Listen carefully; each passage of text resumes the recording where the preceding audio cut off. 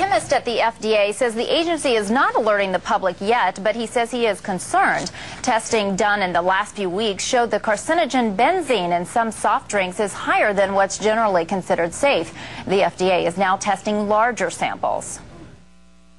At least a dozen different soft drink brands have the potential to be contaminated, according to an FDA chemist, because they contain two different additives, sodium benzoate and ascorbic acid or vitamin C. You can see both listed on every one of these soft drinks. When you put those two particular chemicals together in the presence of heat or sunlight or just a lot of time, you'll end up with benzene, which is a known human carcinogen. FDA officials would not go on camera, but they did confirm that they tested 10 to 20 different sodas and found some to have twice to 4 times the level of benzene than what's considered safe in water. Water is the only beverage that has safety standards for benzene. FDA officials say they are not alerting the public yet because it's still early in their investigation.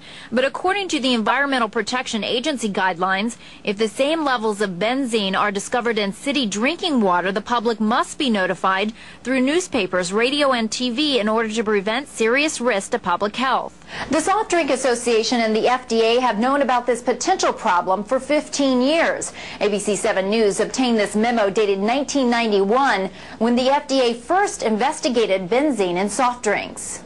Former FDA science advisor Glenn Lawrence says there is no reason to have both of these additives in a soft drink. He adds, "We've known since 1990 that they can form a carcinogen. The FDA trusted the Soft Drink Association to take care of this problem 15 years ago."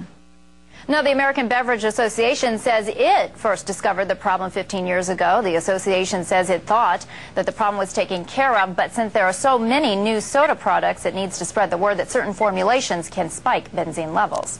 Good evening, I'm Robin Wilhoit. And I'm Bill Williams. Reports about a list that will be used to identify and prioritize possible terrorist targets and protect them from attack. But a local attraction that sells everything from antiques to kitchen gadgets to puppies actually made the list. 10 News reporter Heron Riondo joins us with more. Heron? Well, Robin and Bill, the report that was released this week details how the Department of Homeland Security is making a list of possible terrorist targets. There are almost 1,000 of them in Tennessee, including the Sweetwater Flea Market. I laughed. I thought it was a joke. But it's no joke. The Sweetwater Flea Market made a national list of possible terrorist targets, something workers there can't believe. I really don't believe that the terrorists have picked out Sweetwater, Tennessee. Sorry, I don't. I was surprised, you know, it was an odd thing to think that we would be listed on something like that. The list includes more than 77,000 pieces of critical infrastructure in the country. That's defined as systems and assets so vital to the U.S. that destruction of them would have a debilitating impact on national security. There's just a bunch of normal people running around looking for a deal. I mean, how would you hurt our economy or anything in the United States by blowing up a flea market? Doesn't even make any sense. A state official says the flea market was probably included because the list was started before September 11th. Now, the Department of Homeland Security officials are still working to prioritize that list of possible targets.